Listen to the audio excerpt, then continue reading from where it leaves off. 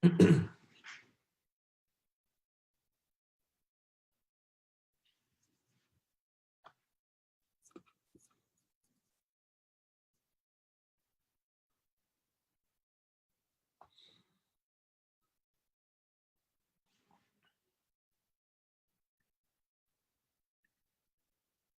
okay. So we are live. Thank goodness.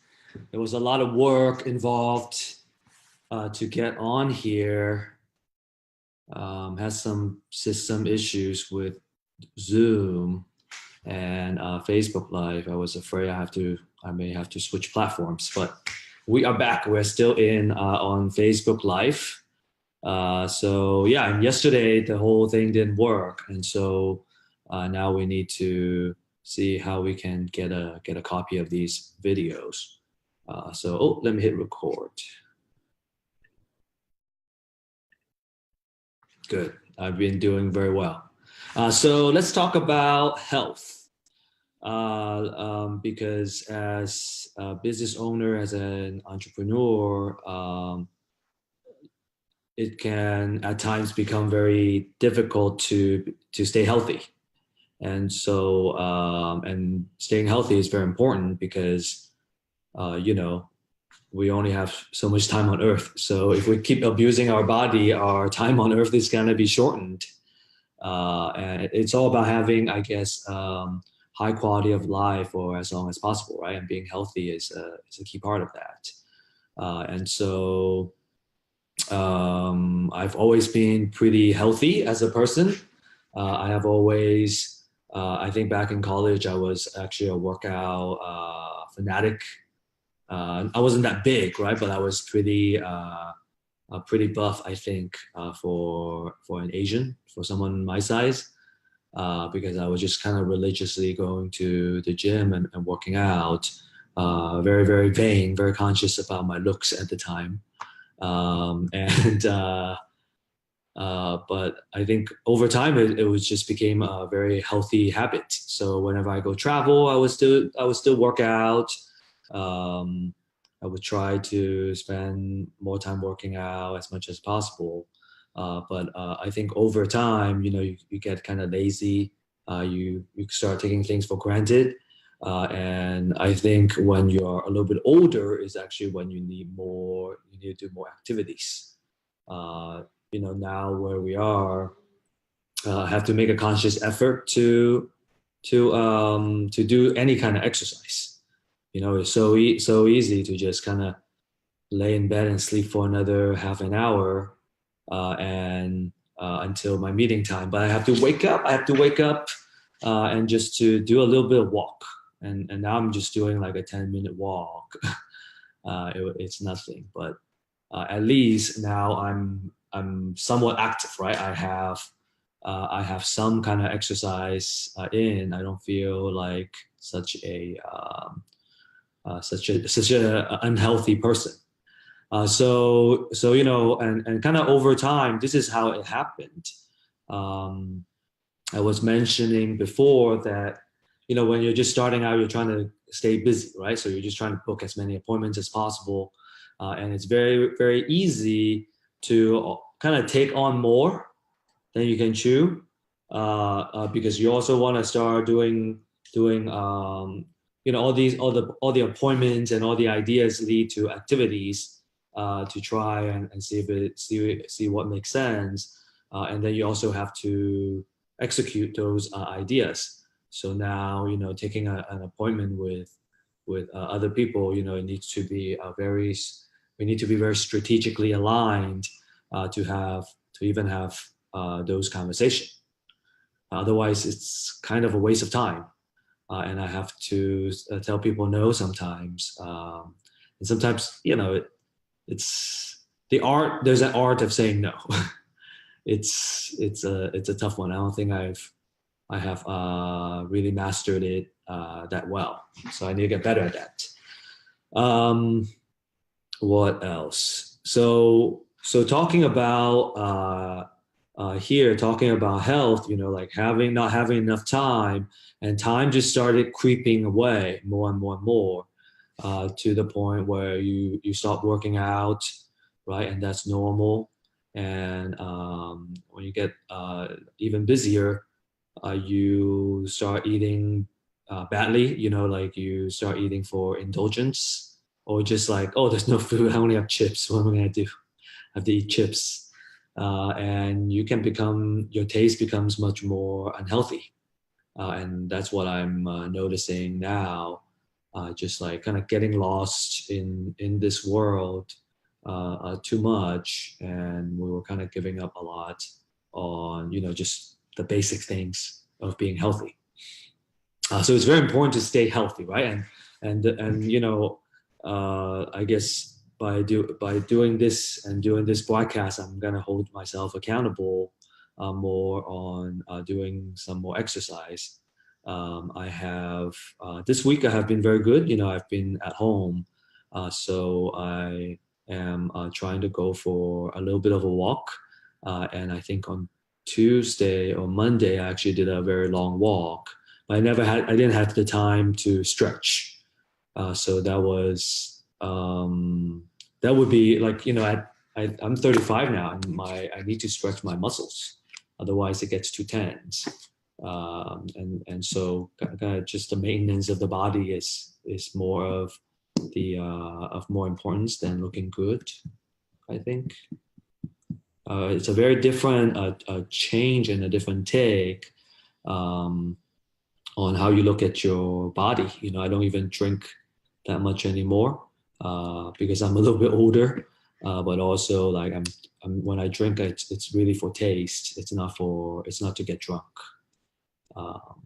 Sometimes I still get drunk, right? I'm not a boring person, but I'm paying a little more attention to the health. I think it's my age.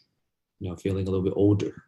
Like my knees are, and this is a little bit of stupidity of youth, but because of that mistake, I ran a half marathon, and I struggled to finish.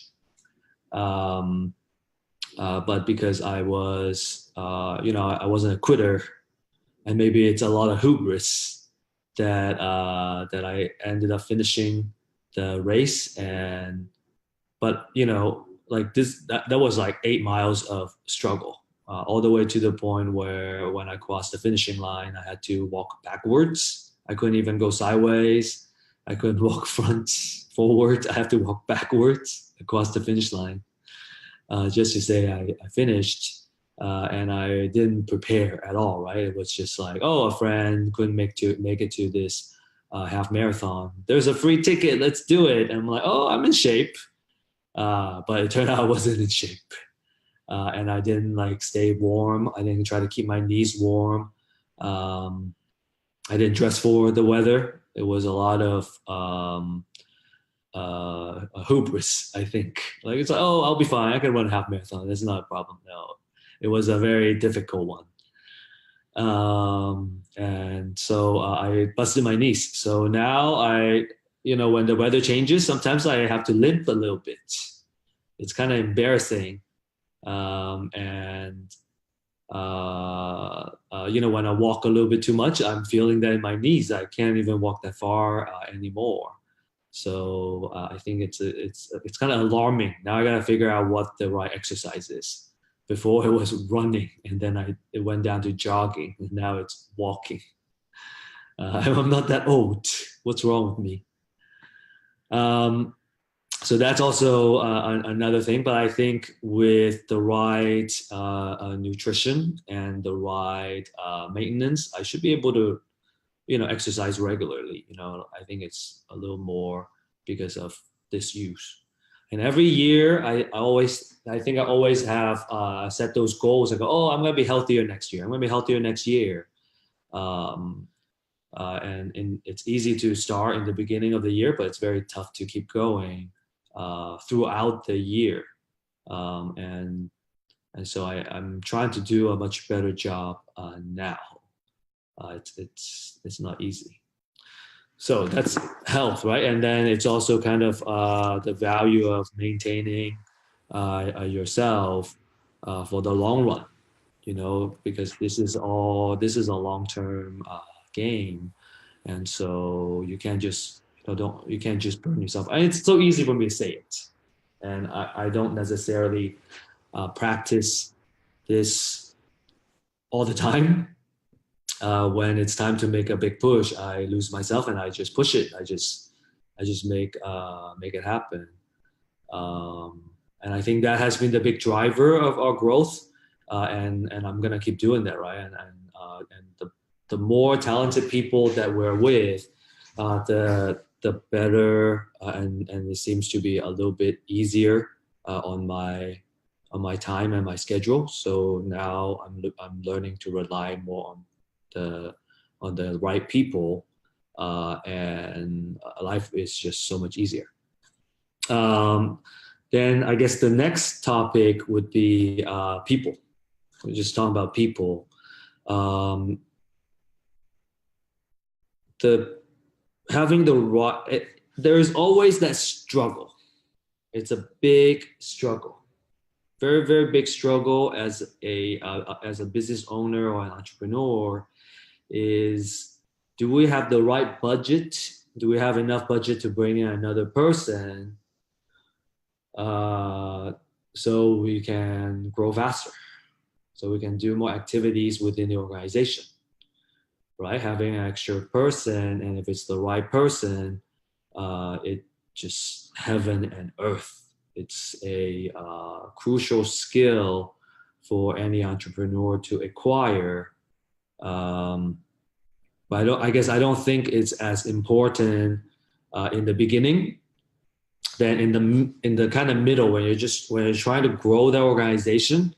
You know, your first employee, your second employee. You know, you need to start spending a lot of time in training them, and they are not effective yet. You know, like so that was the first struggle. That was the first struggle, that activities need to happen, but I need to take time away from those activities to train the people. But it always pays off. It always pays off. And I think the sooner you do it, the better. You know, the sooner you do it, the better. A lot of people start putting things off because, you know, like hiring an extra person means there's less money in the pocket, right? But, you know, having the right people and having the right trainings in place, they just help you triple your revenue, right? And you know, maybe it's exaggeration. Maybe some of our employees have been able to do that. I have to think a little bit, but having the right people in place that can take away a lot of what you're currently doing frees you up to do higher level things, and it frees you up to do the things that, as the business owner or the driver, right, the top guy of the company, the top guy, top girl of the company. My mentor in my first job, he always said, guys and gals. So I guess the right guy or the right gal of your company, you know, you need to focus on those more and more. So it's if your mindset is, man, I don't know if I can pay another person. Try, you know, squeeze it, you know, stretch yourself as far as you can to make that piece happen. Because with the right person and the right incentives, I think you can make that money back many times, right? And the point of having an employee is to at least get at least 3 times of how much you're paying them. You know, that's the general rule of thumb. And the more you can get out of them, the better, right? The better the management system is, the more you can get more value out of an employee. And how do we give back, right? How do we give back to the employees? That's what I want to talk about today, the people. My parents have told me this. They said, if you train your employees, they're going to learn and they're going to know everything that they need to know, and they're going to leave you. And maybe in a way it is true. I think in a world where, you know, everyone is taking each other to a scarcity mindset, I think that happens, and those stories, I've always heard of those stories. But I think if we can grow fast enough, and if we can keep showing them the right career path, and the right incentive, right? How much you're gonna make, um, and sometimes there's some promise there, but where our job is to fulfill that promise, and uh, if you have the right incentives in place and the right people that are driven by the right things going in the right direction, you can accomplish a lot more happen. So that's how to accomplish a growth. You need to have an abundance mindset, and you need to be a big leader for your team, and you need to give more than you receive to your employees. And sometimes it's not pay, right?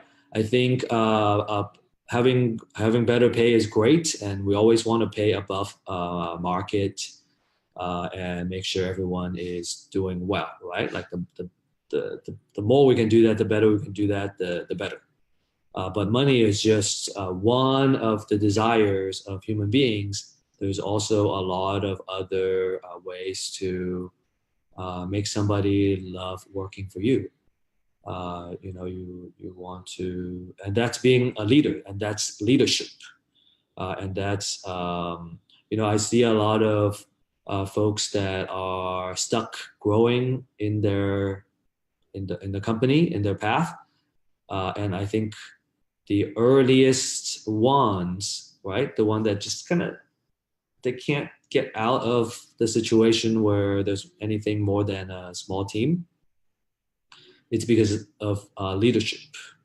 And so if you can, and leadership is learned, leadership is not born with. So I would recommend that look into leadership more and try to practice on leadership. When I was younger, I took a pretty big interest in leadership. And at the time, I remember my ex-girlfriend was scoffing at the idea, like, leadership is just nothing. It's not, it's made up. A little bit of a cynical look in leadership. And maybe it's the corporate world, throwing the leadership word around and not really practicing it. Maybe that's what gives it a bad name.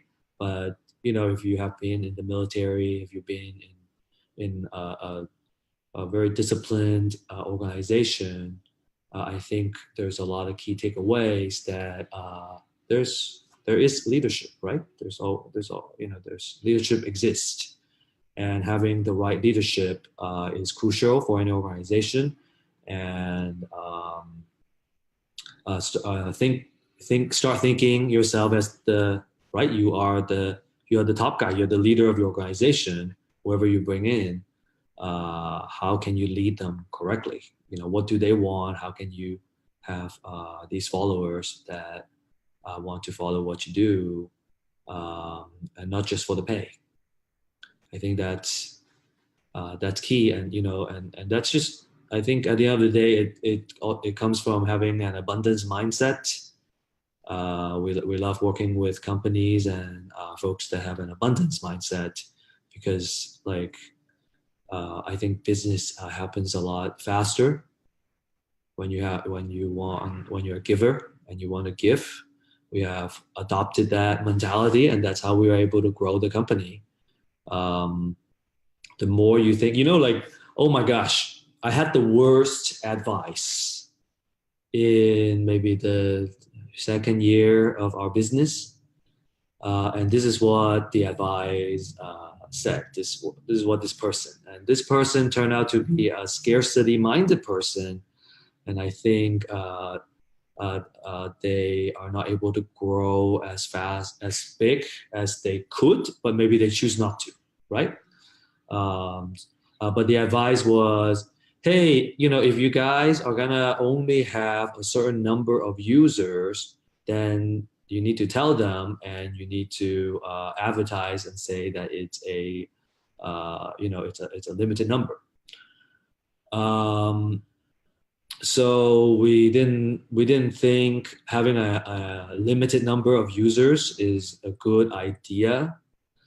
And maybe the advice came from like, hey, you should broadcast that idea, but it's actually a scarcity idea.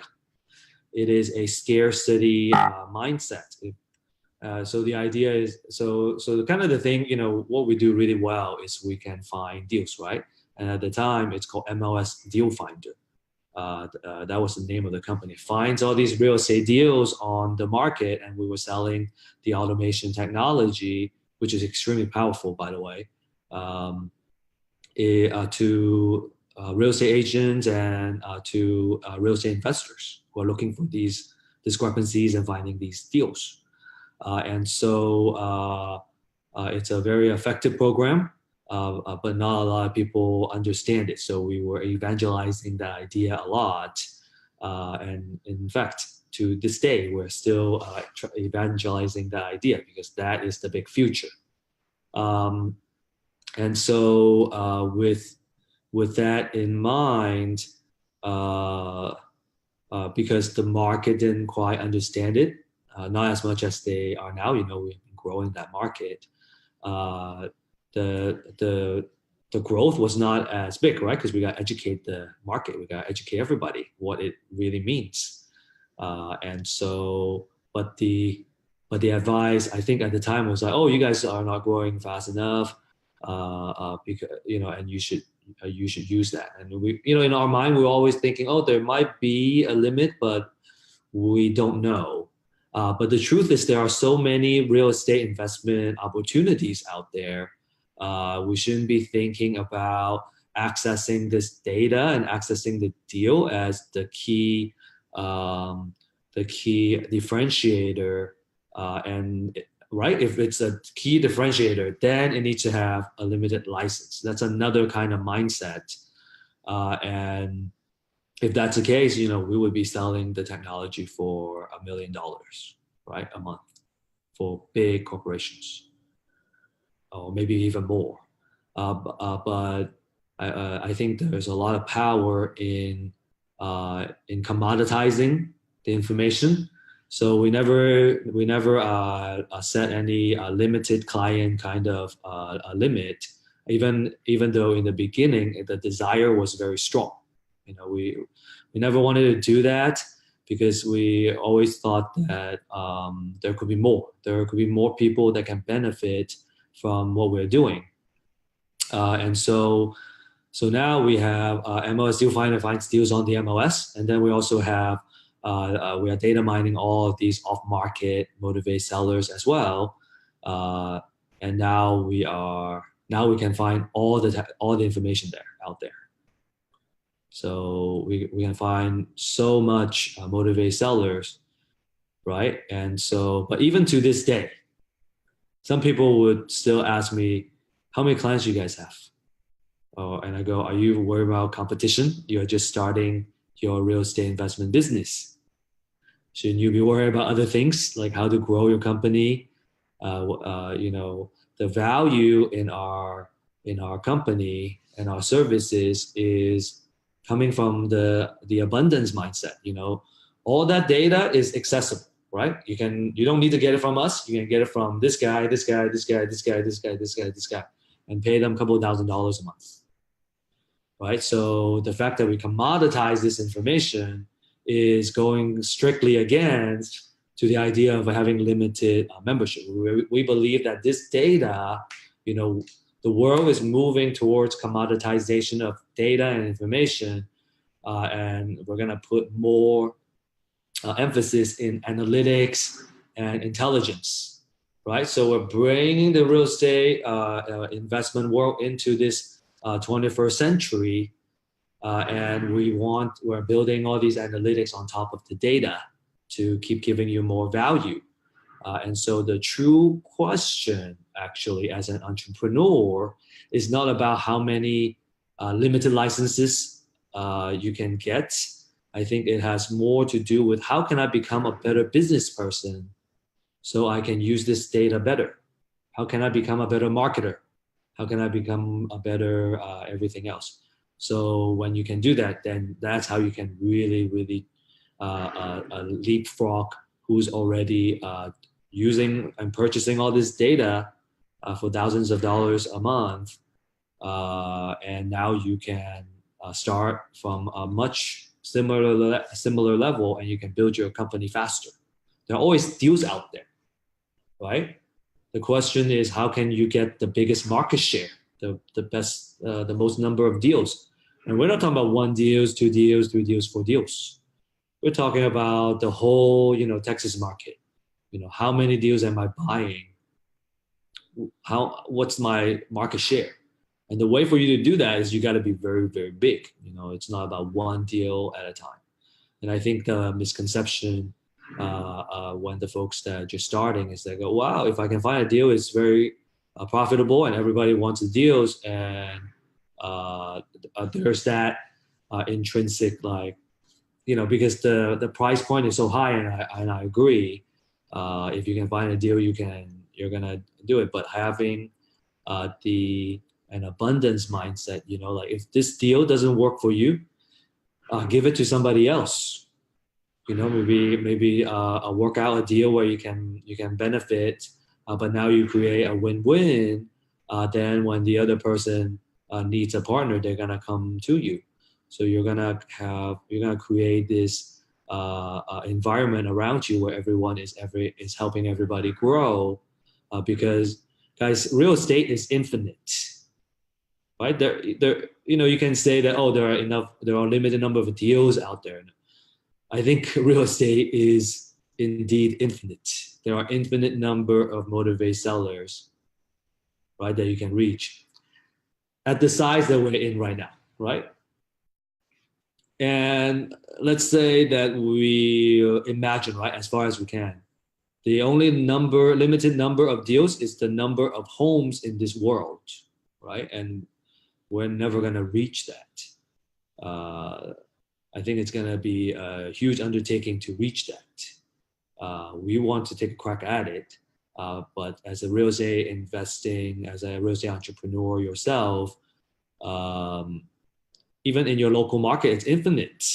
There are so many. Like, you can grow your business to so big, and just having a small segment of that market. So think big and think how to help each other, because the more you can help each other grow, the bigger the market is, and everybody's gonna benefit. It's all about the size of the pie.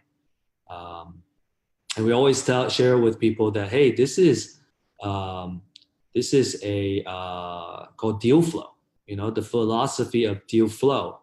So let's say back in the days, right? The more water that you can get in your territory, let's think that the more water, then the more you can irrigate your plants and your agriculture, and then the wealthier you're gonna grow. So it's all about getting more things, more water around you, more wind around you. If you have more wind that you can capitalize, you can build a wind farm and capitalize on that wind farm, right? So there's always money to be made. There's always wealth to be made by things that flow. So that is the idea of, I believe, a very beginner interpretation of the feng shui in the Chinese feng shui. So as if we abstract that and think as real estate investors, if I want to be a part of those deals, if I start thinking the deal as a deal flow, the more deals that goes around my organization, the more money I'm gonna make, the wealthier I'm gonna make. The more wealthy I'm going to be. And so having that flow and that idea of more deal flows is very important. And because there are so many deals out there, the goal is to grow your company as big as possible and grow your activity as much as possible and capture the most of those flows that's happening, right? Houses are being bought and sold by the market all the time, right? All the time. Everything is happening, whether we're participating in it or not. But the more we can be a bigger part of it, the wealthier we're going to be.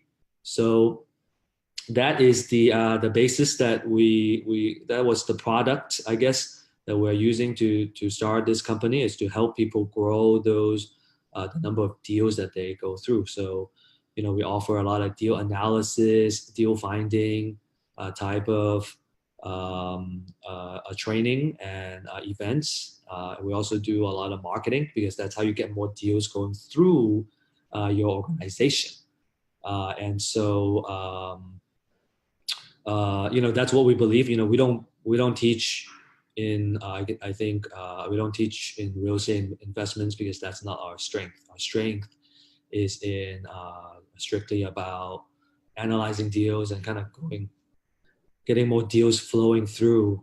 So we're kind of in the front part of your business. We're in the marketing side of your business, and so we have products that gives you a lot of marketing intelligence about these motivated sellers too. It's very exciting if you're in this business. What we offer is so unique and it's so different. It's so exciting that I think if you're already doing it or you're thinking about doing it, you should definitely check out what Real Estate IQ brings to the table. We're very passionate about the value that we're bringing to the market, and because we're such big givers, and we have the abundance mindset. Our goal is that the more we give to the market, the more clients we're gonna have, and the more flow is gonna flow through us, right? So we have that same flow mindset. It's about how you can become a bigger and better business person, so you can gain a bigger part of the market. So having that abundance mindset is very important. Everything is flow. It's infinite. Everything is a flow.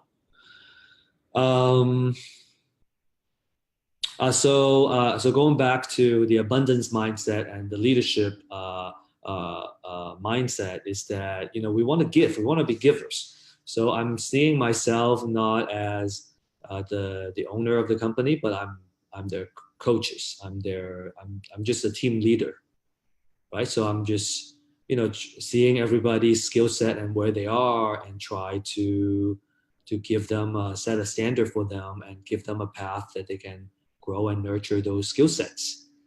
Because when you're growing and you're learning and you're getting better and better, that's how you can achieve happiness. And so, unfortunately, mom and dad, I disagree with what you're saying. But I think that is the key strategy here, because when they think you are, and we are, right, we are doing the best we can for everybody on the team, and when we're doing that, and we're truly trying to do that, they're going to give back, and they're going to give more. You never want to give too much to takers. In fact, we need to be very guarded in the folks that are takers, because we want to nurture this type of culture, and we want everybody in our community to be givers, because the givers are going to help each other succeed, and that's how we can grow the market. So we're always preaching that. We always want to work with reputable folks that are givers, and we can give together, and we don't want to work with the folks that are takers. So that's also kind of a key part that we're trying to get better and better at, is how can we keep bringing in the right people and givers and learners. We have a cultural value. I'm going to share that in the future, in the future episodes, because I think that there's a lot of philosophy there that we want to start. And we want to start an organization that have those kind of culture, and we can do better things for the world.